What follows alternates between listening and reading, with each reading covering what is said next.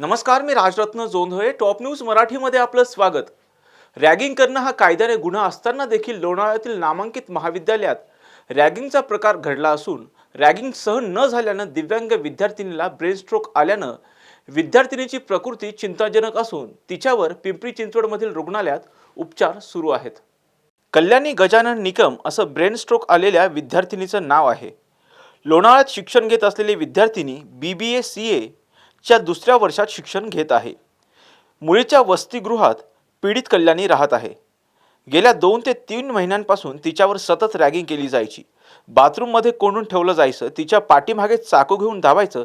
या सर्व प्रकारातून तिला 2 वेळा चाकू लागल्याचं तिचे नातेवाईक सांगतात. या गंभीर घटनेप्रकरणी पालकांनी वार्डनला तक्रारही केली, मात्र यात काहीच फरक पडला नाही. लोणावळा ग्रामीण पोलीस ठाण्यात तक्रार देखील केली होती, पण अखेर रॅगिंग सहन न झाल्यानं कल्याणीला ब्रेन स्ट्रोक आलाय. सध्या तिच्यावर पिंपरी चिंचवडमधील रुग्णालयात उपचार सुरू आहेत. ज्या मुलींनी रॅगिंग केली आहे त्यांच्यावर कडक कारवाई करण्यात यावी अशी मागणी पीडितेच्या नातेवाईकांनी केली आहे. माझ्या मुलीला लय कॉलेजमध्ये त्रास दिला 3 मुलींनी, आणि जरा माझी मुलगी थोडीशी पायात अपंग बी आहे, त्यामुळे त्यांनी लय जोरात केलं तिला, आणि ती आता व्हेंटिलेटरवर आहे दवाखान्यात. मला एकच म्हणायचे आहे, त्या मुलींना चांगली शिक्षा व्हावी. माझी मुलगी निवृत्ती बाबा नवरे कॉमर्स लोणावळा येथे शिकत होती, आणि तिला 3 मुली जास्त गोष्टीमध्ये ताप देत, आणि तिला रोज झोपून देत नव्हत्या. रोज तिला तिचं सगळं चुकून देत होती, आणि ती पायानं अपंग असल्यामुळे तिला रोज ती त्रास देत होती. फोन करून देत नव्हती, अभ्यास करून देत नव्हती, तिच्या मागं चाकू घेऊन फिरणे, तिला बाथरूमला जाणून न देणे, असं घडत होतं. तिला ती फोनही कुठलाही करून देत नव्हती, आणि ती ताप देत होती लई सगळी त्या मुली त्या रूमातल्या. 2 ते 2.5 महिने त्या 3 मुली तिला ताप देत होत्या. त्या होत्या हॉस्टेलमधल्याच होत्या, आणि त्या इंजिनिअरिंगच्या होत्या, आणि ही कॉमर्सची BBCची. की ते त्या वार्डनला तक्रार केली, आणि पुन्हा कॉलेजला मुलीनं जाऊन सांगितलं, आणि पुन्हा आत्ता आमची मुलगी तिथं बेशुद्ध पडल्यावर आम्ही इथं पुण्यात ही केली. त्यांच्या तिथंच बेशुद्ध पडली लोणावळ्यात हॉस्टेलमध्ये. त्यांनी आम्हाला बोलल्यानंतर आम्ही तिकडे गेलो, आणि तिकडून पुन्हा आम्ही पुण्यामध्ये शिफ्ट केली. आम्ही एवढंच की त्यांना कारवाई झाली पाहिजे त्यांच्यावर, आणि इथून पुढे त्यांना असं घडू नये कुठल्याही मुलीवर.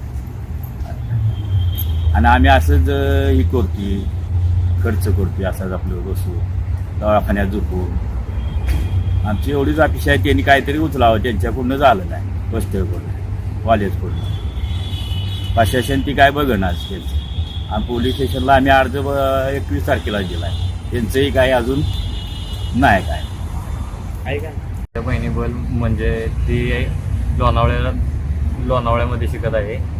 निवृत्ती बाबाजी नवले कॉलेजमध्ये, ती सिंहगड युनिव्हर्सिटीमध्ये शिकत आहे लोणावळ्यात. तिला तिथे 2 ते 2.5 महिने झालं खूप त्रास देत होत्या मुली तिच्या रूममधल्या. त्या रूममधल्या त्रास दिल्यामुळे तिला मानसिक म्हणजे टेन्शनमुळे तिला डोक्याला क्लॉट म्हणजे रक्ताचा शिरा फुटून क्लॉट झाला. त्यामुळे तिला आत्ता हॉस्पिटलमध्ये ती ICU मध्ये व्हेंटिलेटरवर ॲडमिट आहे. तिचं 2 महिने झाले चालू त्रास. फक्त तिनं आम्हाला आत्ता म्हणजे 12 तारखेलाही त्यावर झालं. त्याच्या 1-2 आठवड्या आधी तिने सांगितलं. त्या मागं चाकू घेऊन 2 वेळा लागल्या, तेव्हा तिला 2 वेळा चाकू पण लागलेला आहे. ती चाकू लागल्यामुळं परत तिला तिच्या बाथरूममध्ये कोंडणे, आंघोळ करून न देणे, तिला त्रास देणे, ती चेष्टा मस्करी उडवणे, आणि तिला म्हणजे एवढा मानसिक त्रास दिला की तिनं टेन्शनच्या ह्याच्यात तिला आत्ता त्या हॉस्पिटलमध्ये. आम्ही तक्रार कॉलेजमध्ये वॉर्डनला केलेली आहे. आमच्या वडिलांनी वॉर्डनला सांगून तिची रूम चेंज करायला लावली. तरी रूम चेंज जरी केली तरी दुसऱ्या रूममध्ये पण तिच्याच फ्रेंड होत्या. त्यामुळे परत तिला त्रास अजून जास्त झाला. त्यामुळे परत 12 तारखेला तिला रात्री 11 वाजता बरोबर बेशुद्ध पडली ती. बेशुद्ध पडल्यावर तिथल्या वॉर्डनने तिला मग संजीवनी हॉस्पिटल लोणावळ्यात तिथे ॲडमिट केले.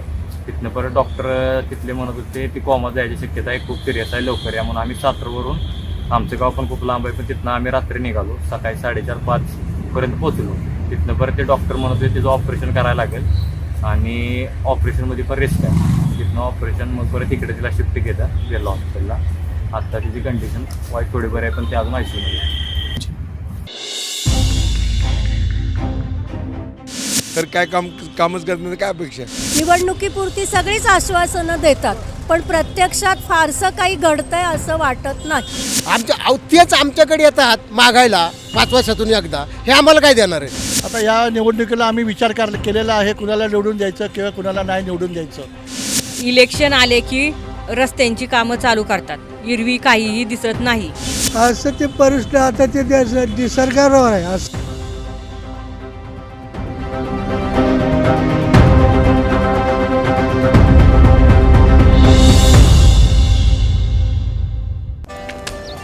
Come on guys, hurry up. अरे सुन ना, एक ब्रेक ले लेते हैं.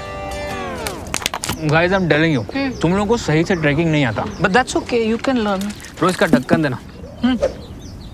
तो ये रेड वाला है, सही वाला देना. अबे ढक्कन, पहले तो सही पानी पीना.